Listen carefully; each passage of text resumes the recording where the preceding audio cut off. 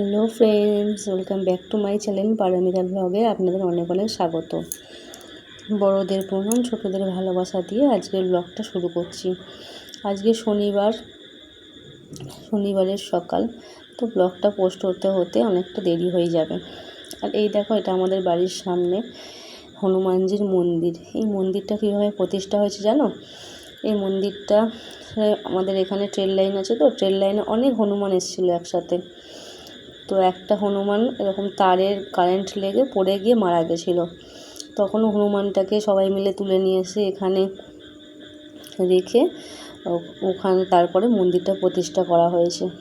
তারপরে এই দেখো, আমার ঠাকুমার একটা ছোট্ট বাগান, এখানে জবা গাছ আছে, তারপরে এই যে কালমেঘের গাছ আছে, তারপরে টগর ফুলের গাছ আছে। আর এই দেখো, এই যে শিউলি ফুলের গাছটা, এটা আমরা শিয়ালদা থেকে নিয়ে এসেছিলাম, আমি আর আমার ভাই। শিয়ালদা অনেক গাছের মার্কেট আছে, ওখান থেকে কিনে নিয়ে এসেছিলাম। আর এখানে দেখো বাম্বু ট্রি আছে, আমার ভাইয়ের গাছ, এটা আমার ভাই লাগিয়েছে এটা। আর এখানে এটার বাহারি টগরের গাছ। তারপর এখানে নয়নতারা ফুলের গাছ, কি সুন্দর হচ্ছে।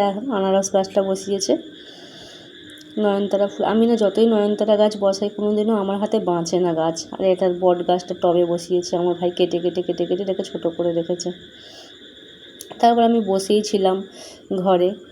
তারপর হঠাৎ করে আমার দিদি জামাইবাবু এলো আসতে। আজ শনিবার বিপরীত তারিণী ছিল, তো দিদি জামাইবাবু এসে বললো চ পুজো দিয়ে আসি। ঘরে বসে থেকে কী করবি, আমাদের সাথে চ। আর এই দেখো দিদি জামাইবাবুর আদর দেখো। আমার দিদি জামাইবাবুর সম্পর্কটা কিন্তু খুবই মিষ্টি, খুব সুন্দর। তারপর আবার একটুখানি চা করলো বলে মা বসে গেলাম, বেরোতে বসে গিয়ে এই দেখো পুচকিটাকে দেখো ছুটে বেড়াচ্ছে। মা দিদি সবাই মিলে আমরা সব গল্প করছি। আমার মা এমন এমন কথা বলে না। আই দেখো আমাদের পুচকি সোনাকে দেখো লাফালাফি করছে। ঘুরতে গেলে তো খুবই মজা, ঘুরতে যাওয়ার জন্য সবসময় রেডি হয়ে আছে।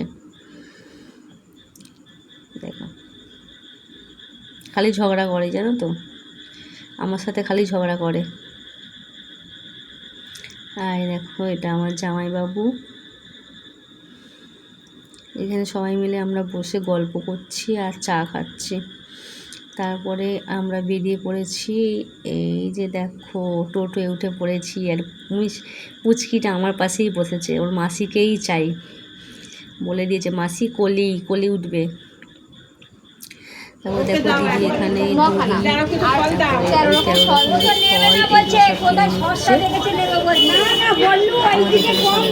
পাওয়া যায় কেটে।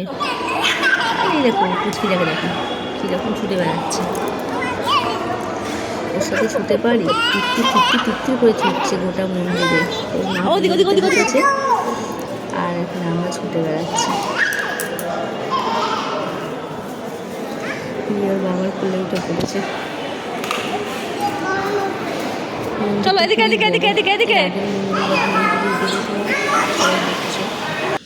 একই মন্দিরে ওই যে আমার দিদি ওখানে ঢুকে পড়েছে। আজ শনিবার দিন না, ভিড় খুব কমই ছিল। যাই হোক, ছোটো ব্লগটা ভালো লাগলে সাবস্ক্রাইব করে দিও।